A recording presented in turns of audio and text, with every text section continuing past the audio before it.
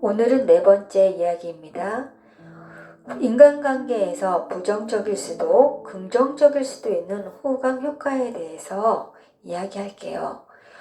호강 효과는 대상의 특징적인 장점 또는 단점이 눈에 띄면 그것을 그 사람의 전부로 인식하는 거예요. 하나를 보고 전부를 판단하는 거죠.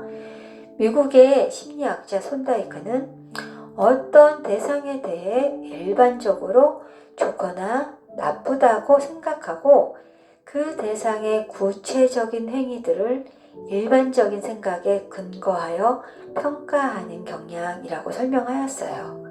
그리고 블룸과 네일러는 개인이 갖고 있는 특성에 대한 평가가 그 사람의 다양한 특성들에 대한 평가에 미치는 영향이라고 보았습니다.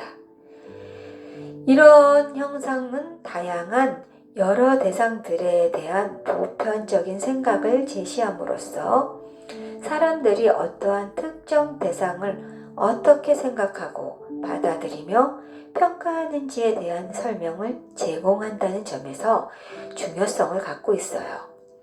뉴컴 등의 학자는 논리적 오류를 호강 효과의 개념 중의 하나로 이야기하고 있어요. 논리적 오류란 어떠한 사물이나 일에 대해서 이치에 맞게 이끌어가야 하는데 그렇지 못한 경우를 말해요.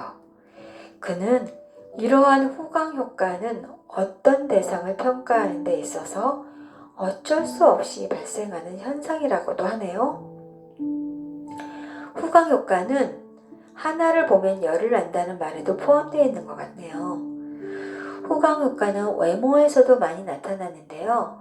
어느 대학에서 인물 사진을 주고 어떠한 차이를 보이는지 조사를 했어요.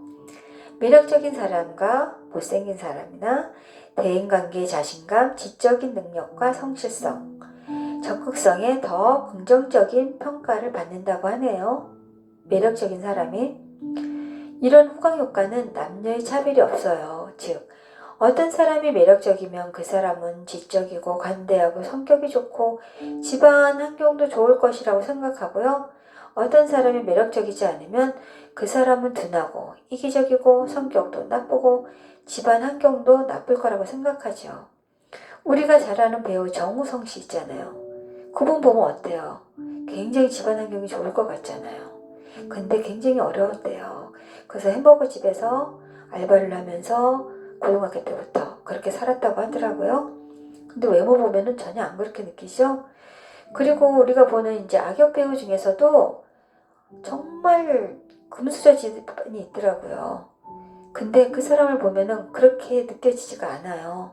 근데 이제 우리가 외모처럼 생긴 대로 산다라는 말도 약간 아닌 것 같다는 생각도 들어요.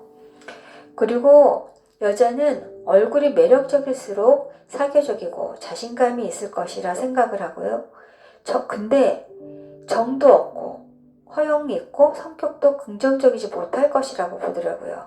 여자가 얼굴이 매력적이면. 그런데 남자는 매력적일수록 온정적이고 사교적이며 자신감 있고 외향적일 거라고 여겼고 긍정적인 성격이라고 여겼네요. 후광 효과가 굉장히 크네요. 그리고 예쁜 여자는 머리가 나쁠 것이라는 말도 있고요. 외적 특징이 눈에 들어오면 거기서 연상되어지는 고정관념에 맞추어 그 대상을 완전히 이해한 것으로 착각하는데요.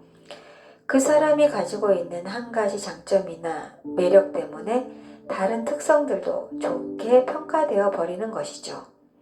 그러나 이것은 그 사람이 이미 알고 있을 때는 그것이 그 사람에 대한 고정관념이 형성되어 편견이 생기기도 하죠. 그 사람에 대해서 이미 들었던 내용이 있다면요. 그래서 매우 호의적이거나 매우 부정적으로 평가를 하기도 합니다. 그리고 사람들은 타인에 대해서 이미 형성된 인상을 끝까지 유지하려고 하기 때문에 그 사람에 대한 신체적인 매력을 느껴 긍정적으로 본다면 신체적 매력과는 아무 관계없는 지적 능력이나 성격 특성까지 긍정적으로 평가하려는 경향이 강하다고 합니다. 오늘은 여기까지 할게요.